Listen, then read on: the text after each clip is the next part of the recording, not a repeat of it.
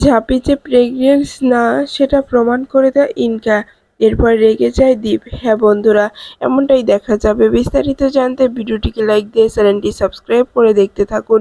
গল্পের শুরুতেই দেখা যাবে সরকার বাড়িতে রনিত ফিরে আসলে ঝাঁপি বলে, রনিত তুমি আবারও ফিরে এসেছো রনিতদা, কেন?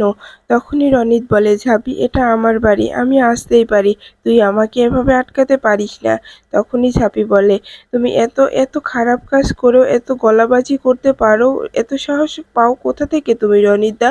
তখনই রনিত বলে, এই যে ঝাঁপি, তুই আমার মুখে মুখে এ ধরনের কথা বলতে পারিস না, তাহলে কিন্তু ভালো হবে না বলে দিচ্ছি।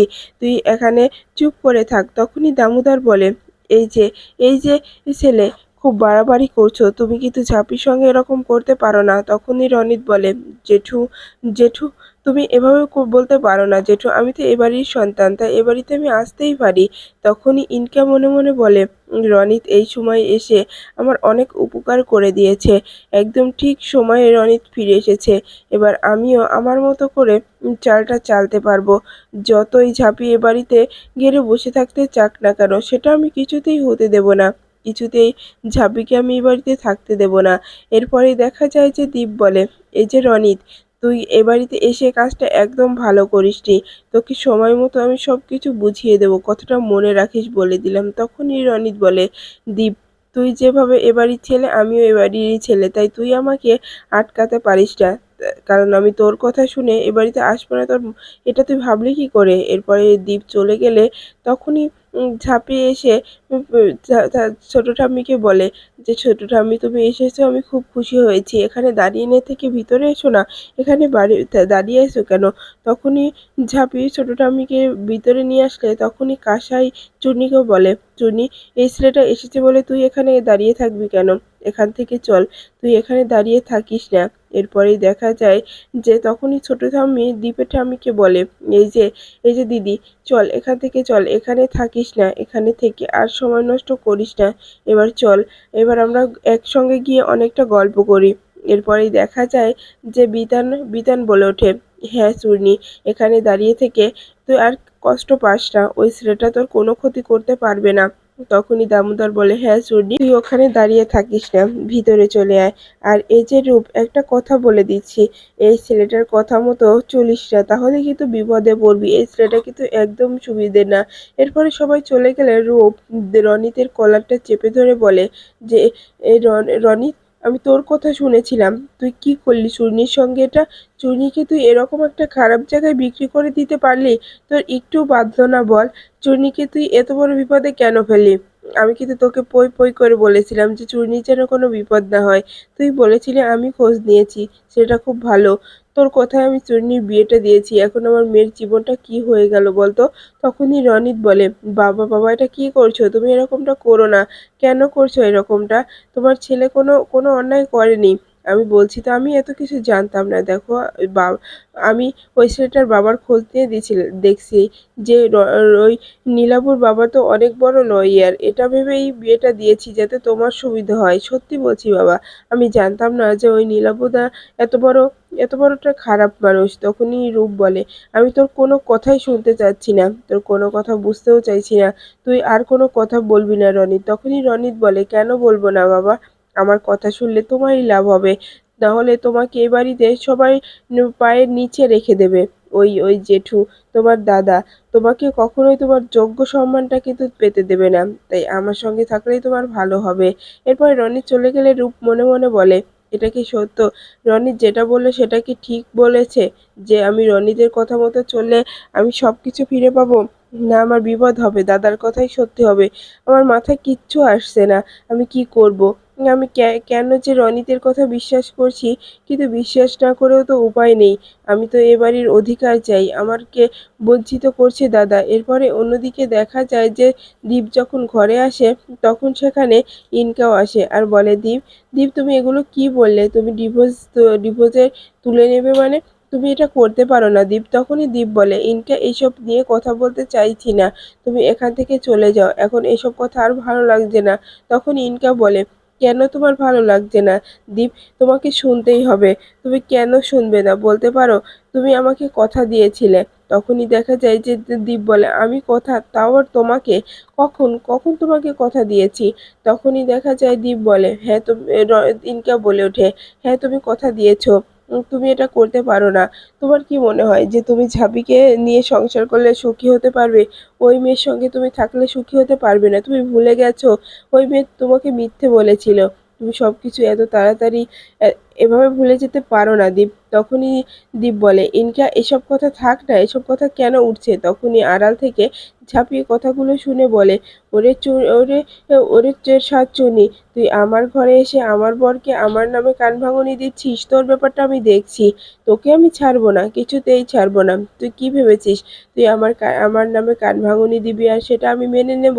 না, সেটা কিছুতেই হতে পারে না। আমি সেটা কিছুতেই হতে দেব না। আমি আমি তোকে এমন শিক্ষা দেব, দেখতে পারবি। আর যাই হোক, আমাকে নিয়ে যে দীপ এই কথাগুলো বলছি, এটাই আমার কাছে অনেক। ও আমাকে নিয়ে ইনকার সঙ্গে লড়াই করছে, এটাই দেখেই অনেকটা শান্তি লাগছে আমার। এরপরে ইনকা বলে, দীপ তুমি আমাকে এরকমটা বলতে পারো না। তখনই দীপ বলে, ইনকা অনেক তো হলো, যাও তো এবার বাড়িতে ফিরে যাও, তোমার এখানে থাকার কোনো প্রয়োজন নেই। তখনই ইনকা বলে, দীপ তুমি আমাকে এরকমটা বলতে পারছো? তখনই দীপ বলে, হ্যাঁ ইনকা আমি বলতে পারছি, তোমার ভালোর জন্যই বলছি, তুমি বাড়িতে ফিরে যাও, তুমি তোমার মায়ের কাছে ফিরে যাও, এখানে থেকো না। দেখো, শুধু শুধু এখানে থেকে তোমার সময় নষ্ট করার কোনো দরকার নেই। আর আমাদের বাড়ির তো এমনিতেই ঝামেলা চলছে, তাই তোমাকে আর এখানে থাকতে হবে না। চলে যাও ইনকা। আর তুমি তুমি ভালো হয়ে যাও, তোমার কাছ থেকে এরকমটা আশা করিনি আমি, জানো তো? তুমি তুমি ইদানিং যত নোংরা কাজের সঙ্গে জড়িয়ে যাচ্ছ, তত তোমাকে দেখে আমি অবাক হয়ে যাচ্ছি ইনকা। তখন ইনকা বলে, আমাকে ভুল বুঝছো তুমি। দেখো, এই সব কিছু মিথ্যে, আমি সব কিছু মানি না। এটা ঝাঁপি ঝাঁপি আমাকে ফাঁসানোর জন্য বানিয়ে বানিয়ে কথাগুলো বলছে, যাতে করে ঝাঁপি তোমার চোখে আমাকে খারাপ প্রমাণ করতে পারে। তখন এই দ্বীপ বলে, চুপ করো ইনকা, ঝাঁপি কেমন আমি জানি, আর তুমি কেমন সেটাও আমি জানি। এরপরে অন্যদিকে দেখা যায় যে কাসাই যে ঠাম্মি আর ছোট ঠাম্মিকে নিয়ে গল্প করতে থাকে। তখনই কাসাই বলে, ঠাম্মি তোমাদের কথা শুনে দেখো তো আজকে কতটা ভালো হলো। আজকে ঝাঁপিদের কাল কাল ঝাঁপি আর দাদা ভাইয়ের সন্তানের নামকরণের অনুষ্ঠানও হবে। আজকে কত ভালো লাগছে বলো? কিন্তু এইটা কতদিন চলবে ঠাম্মি? কেউ না বুঝলেও তো ঝাঁপি বুঝে যাবে বলো। আর 10-12 দিন পরে তো ঝাঁপি বুঝতে পারবে, কারণ ওর পেটটা তখনও একই থাকবে। তখনই দেখা ছোট ঠাম্মি বলে ওঠে, দিদিভাই থামো, দিদিভাই এতটা ভেবো না। কারণ যে ছেলে এই 10 দিনে বাচ্চা হওয়ার কথা শুনে ডিভোর্স তুলে নিতে পারে, সেই ছেলে 1 মাসের মধ্যে আবার ঝাঁপির ভালোবাসায় ফেঁসে যেতে পারে। তারপরে সত্যি সত্যি হয়তো ওদের বাচ্চা চলে আসবে। তখনই আড়াল থেকে ইনকা শুনে ফেলে আর সব কিছু ভিডিও রেকর্ডও করে নেয়। এরপরে সকাল সকাল ঠাকুরমশাই চলে আসে, পুজোর আয়োজন শুরু হয়ে যায়। তখনই তখনই ঠাম্মি বলে ওঠে, দীপ, দাদুভাই, কি কি নাম পছন্দ করেছো বলো, তোমরা সবাই বলো। তখনই কাসাই নাম বলে, চূর্ণী নাম বলে, বাকি সবাই নাম বলে, কিন্তু কারোর নামই দীপের পছন্দ হয় না। তখন দীপ বলে, আচ্ছা ঠিক আছে, আমি নাম লিখে দিই। এরপরে দীপ আর ঝাঁপি যে নাম দুটো বলে, সেই দুটোই তাদের বাচ্চার নামকরণ রাখা হয়। তখনই দেখা যায় ঠাম্মি বলে ওঠে, যাদের বাচ্চা তারাই কত সুন্দরভাবে নাম লিখে দিল না ছোট? এরপরে সেই মুহূর্তে তখনই সেখানে ইনকা চলে আসে আর বলে, দীপ, আর দুটো বাচ্চার নাম লিখে রাখো, সেটাই ভালো হবে। তখনই দীপ রেগে যায় আর বলে, ইনকা, কি মজা করছো এখানে? এসব মজা করতে পারো না। তখনই দেখা যায় যে ইনকা বলে, আমি কোনো মজা করছি না, সেটাই তো বলছি, আমাদের বাচ্চারও তো নাম রাখতে হবে, এই জন্য তোমাকে বলছি আমাদের বাচ্চারও নামকরণ হোক। তখনই দেখা যায় যে দীপ বলে, কি যাতা বলছো তুমি? তুমি এই কথাগুলো বলতে পারো না। আমাদের বাচ্চা মানে কি বলতে চাইছো? তখনই ইনকা বলে, তুমি এখনো কেন বুঝতে পারছো না? তোমার আর আমার বাচ্চা। তখনই দীপ বলে, তোমার আর আমার বাচ্চা মানেটা কি? কখন হলো, কিভাবে হলো? তখনই ইনকা বলে, যেভাবে ঝাঁপির হয়েছে ঘুমিয়ে ঘুমিয়ে, আমারও ঠিক সেভাবেই হয়েছে। তখনই দেখা যায় যে দীপের মা ইনকার এই কথা শুনে পুরো শক খেয়ে যায়। এরপরেই দেখা যায় ঠাকুরমশাই বলে, দেখুন, আপনারা এভাবে ঝামেলা করলে পুজোটা আমি করব না। আপনারা আপনাদের এই ঝামেলাটা মিটান, তারপরে আমি এসে আপনাদের পুজোটা করে দেবো, আমি এখন আসছি। তখনই ঠাম্মি বলে ওঠে, দেখুন ঠাকুরমশাই যাবেন না, আপনি এখানে বসুন, আমরা এখনই পুজোয় বসছি। তখন ঠাকুরমশাই বলে, আপনাদের কোনো কথা শোনার ইচ্ছা নেই, আমার অনেক কাজ আছে, অনেক জায়গায় যেতে হবে, এখানে বসে থাকলে এই যে আমার কাজটা উসুল হবে তা কিন্তু নয়, তাই আমাকে এখান থেকে যেতেই হবে, আপনারা আমাকে এভাবে বাধা দিতে পারেন না। এরপরেই দেখা যায় যে তখনই তখনই ঝাঁপিয়ে উঠে বলে, দেখেছো দেখেছো দীপ, তোমার নামে কতটা নোংরামো করছে। তখনই ইনকাকে বলে যে দীপ, ইনকা, তুমি এটা করে একদম ভালো করেনি, তুমি এতটা নিচে নেমে যাবে সেটা আমি বুঝতে পারিনি ইনকা, সত্যি বলছি, তুমি এখান থেকে চলে যাও ইনকা, আমি তোমার মুখটাও দেখতে চাই না। তখন ইনকা বলে, কেন কেন তুমি আমাকে এরকম কথা বলছো দীপ, তুমি এরকমটা বলতে পারো না দীপ। তখনই দীপ বলে, ঠিকই বলছি। তখনই কাঁসা এসে বলে, এই রাক্ষসী সাতচন্নি মেয়ে, এখান থেকে বের হো বলছি, তুই এখানে দাঁড়িয়ে কি নাটক করছিস, তুই দাদা ভাইকে নিয়ে এত বড় মিথ্যা অপবাদ দিতে পারিস না। এরপরে দেখা যায় যে ইনকা ডাক্তারের রিপোর্ট নিয়ে এসে দিয়ে বলে যে, দেখো দেখো দীপ, এটাই আমার প্রেগনেন্সির রিপোর্ট, তুমি দেখো, ভালো করে দেখে নাও, তাহলে বুঝতে পারবে, আর একটা ভিডিও রেকর্ডিংয়ে দিচ্ছি, এটা দেখে নাও, তাহলে বুঝতে পারবে যে আমি প্রেগনেন্ট। তখনই দেখা যায় যে দীপের মা বলে, কি হচ্ছে কিছুই বুঝতে পারছি না, কার পেটে দীপ বাবানের বাচ্চা সেটাই তো বুঝতে পারছি না। তখনই বিতান চূর্ণীকে বলে, চূর্ণী এটা কি হচ্ছে বলতো, আমি আর নিতে পারছি না। তখনই চূর্ণী বলে, এই মেয়েটাকে তো বিশ্বাস করা একদম উচিত না। ঝাঁপি ঝাঁপি কি আবার এই মেয়েটা কি বিশ্বাস করে ফেলবে নাকি? এদিকে ঝাঁপির মুখে কোনো কথাই নেই, ঝাঁপি চুপ হয়ে দাঁড়িয়ে আছে এক কোলে। তখনই দেখা যায় দীপ বলে, ইনকা, আমি তোমাকে এ বাড়িতে জায়গা দিয়েছিলাম, তার বিনিময়ে তুমি আমার এত বড় ক্ষতি করছো, আমি তোমার কাছ থেকে এরকমটা আশা করিনি, বিশ্বাস করো। তখনই দেখা যায় যে এই ইনকা বলে, যা করেছি বেশ করেছি, যা করেছি সত্যি করেছি, আমার কোনো মিথ্যা বলিনি আমি। তখনই দীপ বলে, তুমি কি বোঝাতে চাইছো, তোমার আর আমার বাচ্চা কিভাবে হতে পারে এখানে? তখনই দেখা যায় যে ইনকা বলে, আমরা এক বাড়িতে থাকি, এক ছাদের নিচে থাকি, তাই বাচ্চা হওয়াটা কি স্বাভাবিক নয়? তখনই দেখা যায় যে রনিত মনে মনে এই কথাগুলো শুনে খুব খুশি হয়, বলে, দীপ তুই বুঝতে পারবি ইনকা তোকে কতটা ফাঁসিয়ে দিয়েছে। এরপরে দেখা যায় যে ঝাঁপি বলে, ইনকা ইনকা দি, তুমি কি করছো, এসব বলো না ইনকা দি, তুমি এরকম কথা বলতে পারো না। তখনই দেখা যায় যে দীপের মা বলে, এটা কি হচ্ছে বলো তো? তখনই দামোদর বলে, আমিও তো বুঝতে পারছি না। তখনই ইনকা বলে, দীপ, এই কথাই তো আমি তোমাকে বলতে চাইছি যে কারণ আমি তোমার সন্তানের মা হচ্ছি না। তখনই দীপ বলে, কি বলছো তুমি, এসব কেন করছো বলো তো ইনকা, তুমি এরকম পুজোর সময় এসে মাছ পুজো বন্ধ করে দিয়েছো কেন? তখনই ইনকা বলে যে, আসলে আমি এটা করেছি কারণ ঝাঁপিও প্রেগনেন্ট না, ঝাঁপিও মা হতে যাচ্ছে না। তখনই ঝাঁপি বলে, ইনকাদি, তুমি কি আবোল তাবোল কথা বলছো, তুমি এ ধরনের কথা বলতে পারো না ইনকাদি। তখনই ইনকা বলে, আমি কোনো আবোল তাবোল কথা বলছি না ঝাঁপি, যেটা সত্যি সেটাই বলছি, তুমি কোনো বাচ্চার মা হতে যাচ্ছ না দীপ, তোমার বাড়ির সবাই তোমাকে ঠকিয়েছে দীপ, আমার কথা বিশ্বাস করো, কেউ কেউ তোমার ভালো চায় না, সবাই তোমাকে ঠকিয়েছে। তখনই দীপ বলে, কে আমাকে ঠকিয়েছে, তুমি কিসের কথা বলছো ইনকা?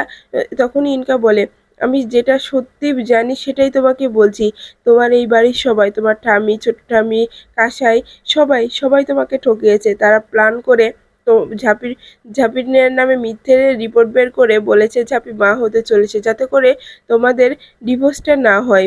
তখনই দেখা যায় দীপ বলে, ইনকা, এটা যদি সত্যি না হয় তাহলে কিন্তু খুব খারাপ হয়ে যাবে। তখন ইনকা বলে, এটাই সত্যি, আমার কাছে সমস্ত প্রমাণ আছে, আমার ফোনে ভিডিও রেকর্ডিং আছে, তুমি দেখে নাও।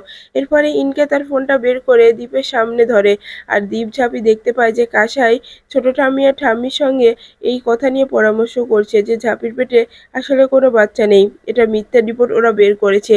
কথাটা শুনে দীপ প্রচণ্ড রেগে যায়, এদিকে ঝাঁপিও একেবারে ভেঙে পড়ে।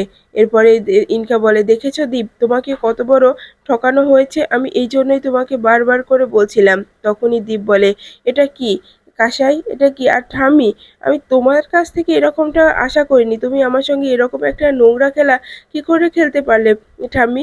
আমি তোমাকে এতটা সম্মান করতাম, এতটা ভরসা করতাম, আর সেই তুমি আমাকে নিয়ে এতটা নোংরামো করলে কিসের জন্য বলো? তখনই দেখা যায় যে কাসাই বলে ওঠে, এই মেয়েটা সম্পূর্ণ মিথ্যে বলছে দাভাই। তখনই দেখা যায় যে ইনকা বলে, এই যে কাসাই শোনো, আমার মিথ্যে বলতে বয়েই গেছে, আমি কোনো মিথ্যেটা বলছি না, আমি যা বলছি সব সত্যটাই বলছি। তখনই দীপ বলে, তাহলে এই সব কিছু এতদিন ধরে নাটক হচ্ছে? আমি আমি কাউকেই ক্ষমা করতে পারবো না ঠাম্মি।